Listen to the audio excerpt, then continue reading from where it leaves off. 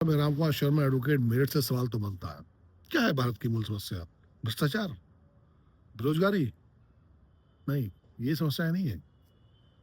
भुखमरी? ये भी नहीं है। बेरोजगारी भी नहीं है। मूल समस्या है हमारे जो सामने सच होता है, हम उसको देखना नहीं चाहते, ना समझना चाहते, ना सुनना चाहते, और कुछ समझाए तो हम उसको इग्नोर करके निकल जाते हैं और असत्य को, झूठ को हम गले लगाते हैं। बहुत लंबे समय से ऐसा होता आ रहा है।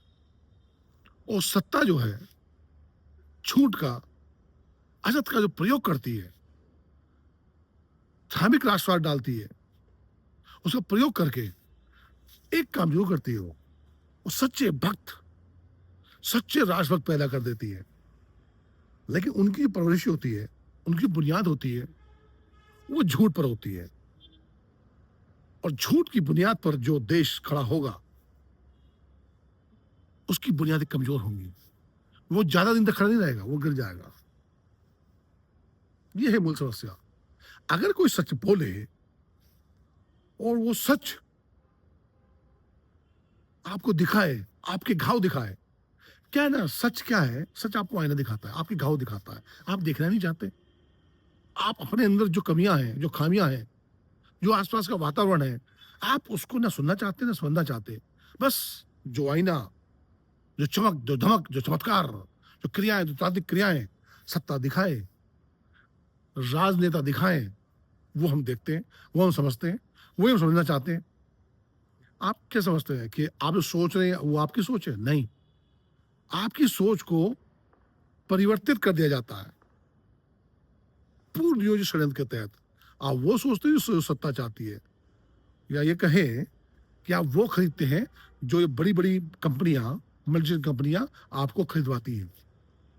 प्रचार प्रसार होता है, आपकी जो आवश्यकता नहीं होती फिर भी जाकर खरीद लेते हो।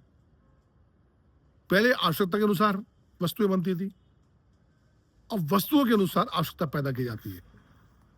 तो झूठ का जो तिलक करके हम लोग निकल रहे हैं, फर्जी डिग्रियां लेकर निकल रहे हैं। फर्जी डिग्री का मतलब है झूठ की डिग्री। एडमिशन लिया, पढ़ाई नहीं करी और निकल लिए, है ना?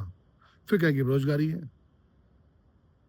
आपके आसपास क्या घट रहा है, क्राइम कहां हो रहा है, शिक्षा का वातावरण क्या है, बेरोजगारी क्या है, ये नहीं देखेंगे, नहीं समझेंगे। सिर्फ धार्मिक राष्ट्रवाद का नारा देंगे, और धार्मिक राष्ट्रवाद की भाषा ही आपको परिभाषा लगती है। यह है समस्या। सच न सुनना, न जानना, न समझना, झूठ के नित्य नए प्रयोग करके उसका तिलक करना, और झूठ के आवरण में लपेट लपेट के बेचना, झूठ को बेचना,